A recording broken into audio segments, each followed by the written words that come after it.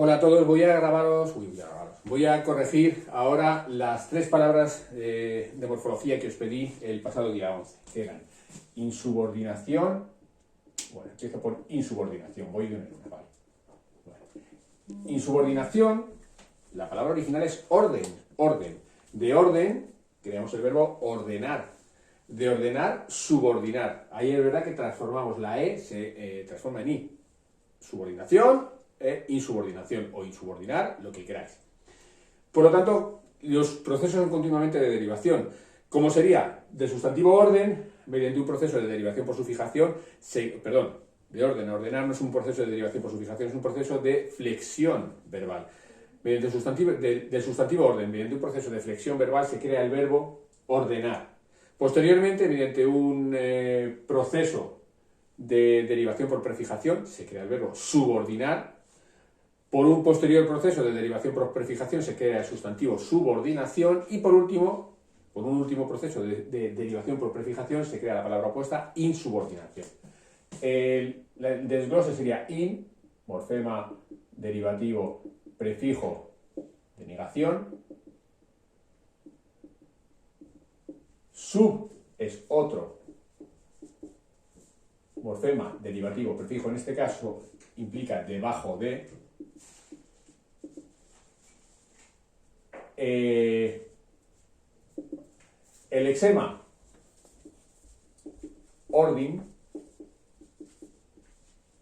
la A es una vocal temática de primera conjugación, y ción es un morfema derivativo sufijo de verbal, porque procede del verbo nominal.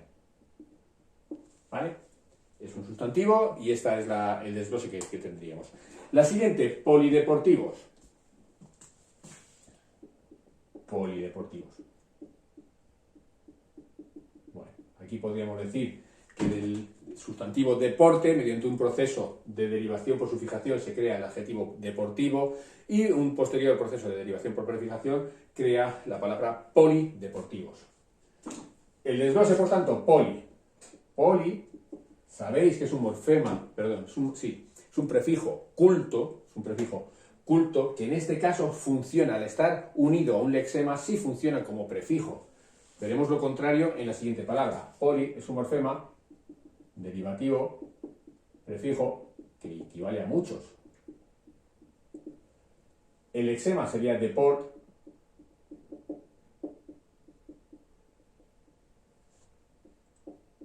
Ivo es un morfema derivativo sufijo, procede de un sustantivo, por lo tanto, denominal, y lo transforma en un adjetivo, adjetival.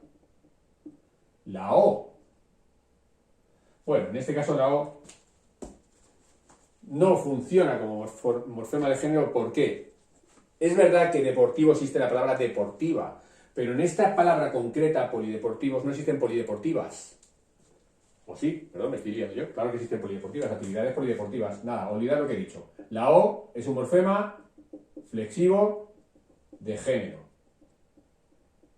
Porque claro que existen polideportivas, actividades polideportivas, por ejemplo. Y la S, un morfema flexivo de número. Ya me estaba liando yo con la O de género masculino y femenino. Y voy con la última, que aquí sí que hay una pequeña diferenciación, que sería homeopatía. Que se forma mediante la unión de un prefijo culto y de un sufijo culto. ¿Qué ocurre cuando un prefijo culto y un sufijo culto se unen? Que dejan de funcionar como prefijos y como sufijos y pasan a funcionar como bases léxicas, es decir, como lexemas. Por lo tanto, la explicación de este proceso es muy sencilla. Mediante la unión de una base léxica culta, como es homeo, y la unión de otra base léxica culta, como es patía, se crea la palabra compuesta homeopatía. Por lo tanto, es una palabra totalmente compuesta. ¿Cuál es el desglose? Bueno, homeo, base léxica culta,